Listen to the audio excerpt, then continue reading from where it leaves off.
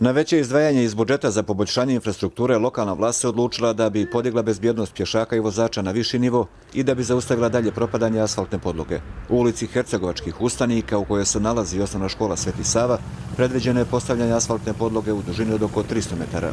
Vrijednost radova je negdje oko 100.000 konvertibilnih maraka je predviđeno i mislim da ćemo se u taj iznos uklopiti, odnosno da će biti dovoljan.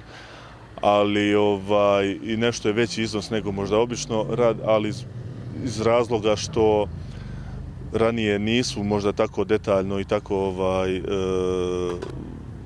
što nisu detaljno i što nisu na svim mjestima možda bili obuhvaćeni i predviđeni radovi kao što se to sada radi. Plan pripremnih radova je usporila kiša, udarne rupe i oštećen kolovoz, problem su i za pješake i za vozače. Poseban problem u Bileći su oborinske vode.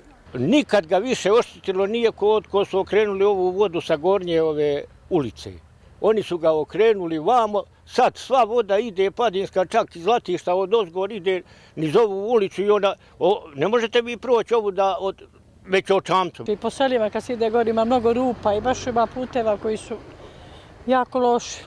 Ja ne znam šta rade, imaju para dovoljno što ne održavaju. U opštini kažu da novca za ove namjene ima s obzirom na to da se budžet puni planiranom dinamikom.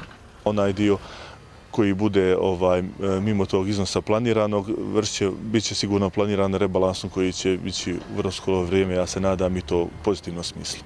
Prije postavljanja završnog sloja asfalta bit će ugrađena električna instalacija za vertikalnu signalizaciju. Ugradnja horizontalne i vertikalne signalizacije uslijedit će nakon sanacije.